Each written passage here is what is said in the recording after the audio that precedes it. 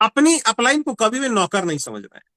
मैंने बता दिया अपलाइन के 3 काम है, आपको हेल्प करना, शुरुआत में बारीकियां समझाना, उसके बाद आपको एजुकेट करना, और तीसरा समय समय पे आपको मोटिवेट करना। उसके अलावा अपलाइन का कोई रोल नहीं है। अपलाइन का मतलब ये नहीं है कि आपने फॉर्म साइन कर दिया अपलाइन आपको करोड़पति बना के ही दम लेगा, ऐसा नहीं। आप घर में बैठे हैं, आप अपलाइन को फोन कर दें, सर ऐसा है जी वहां पे एक आदमी है 50 किलोमीटर दूर, सर मैं तो जाऊंगा नहीं, आप जाओ, और आपको जाना पड़ेगा। अगर इस तरीके के शब्द आप अपनी अपलाइन से यूज करेंगे कि आपको जाना ही पड़ेगा, आपको करना ही पड़ेगा, मैं आपके नीचे ज्वाइन हुआ हूं, ये आपकी जिम्मेदारी है, ये आपकी रिस्पॉन्सिबिलिटी है, इस चीज को तो आपको करना ही पड़ेगा, जैसे एक ऑर्डर दिया जाता है, अगर इस तरीके की बात करेंगे, नौकर की तरह व्यवहार करेंगे, तो इस बिजनेस में कभी भी आपको सफलता नहीं मिल सकती। अपलाइन 1 मिनट में आपका हाथ छोड़ देगा। तो अपलाइन को कभी भी नौकर ना समझे।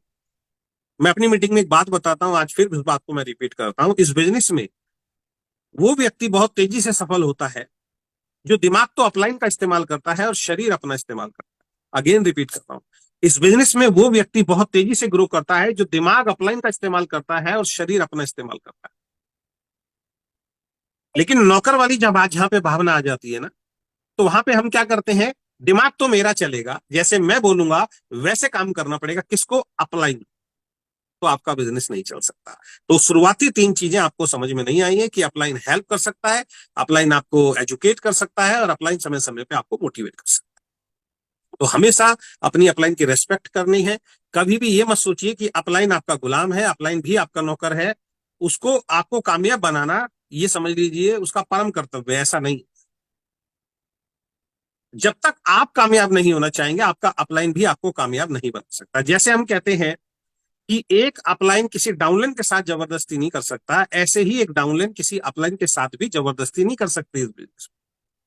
कई केसेस में ऐसा हो सकता है कि आपका अपलाइन आपसे बात ही ना करे, आपको सपोर्ट ही ना करे, तब ये आपको डिसीजन लेना है कि सपने आपके हैं, उसके ऊपर और भी अपलाइन है, मैनेजमेंट है, आप उनसे कांटेक्ट कर लीजिए। अगर आपकी अपनी अपलाइन से नहीं बन रही है, बिजनेस छोड़ने से बढ़िया है ऊपर किसी से कांटेक्ट करके बिजनेस को बिल्ड किया जाए।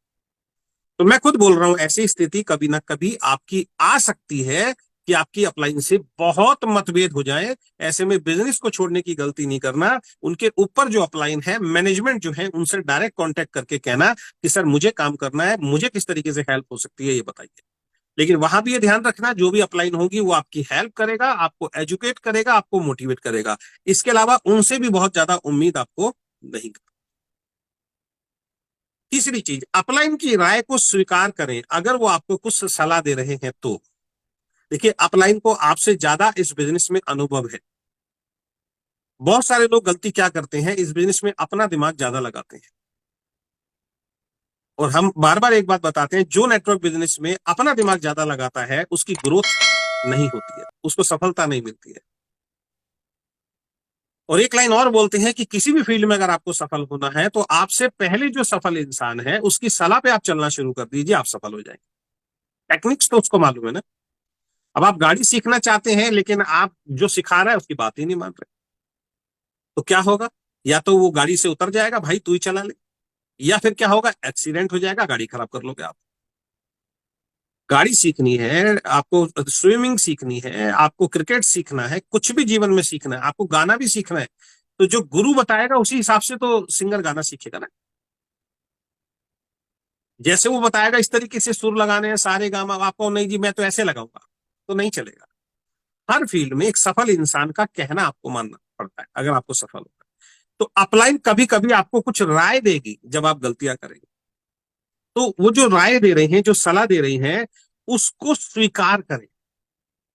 हमेशा जब भी अपलाइन कोई बात बताए उसको सर आंखों पे लेके, ठीक है सर, थैंक यू सर, आपने बात बताई, मैं इस पे काम करूंगा, मैं इस पे अमल करूंगा। बहुत सारे लोगों को हम देखते हैं, अपलाइन जो समझाती है, मैनेजमेंट जो समझाती है, वो काम वो कभी करते ही नहीं, फिर उनका बिजनेस नहीं चलता।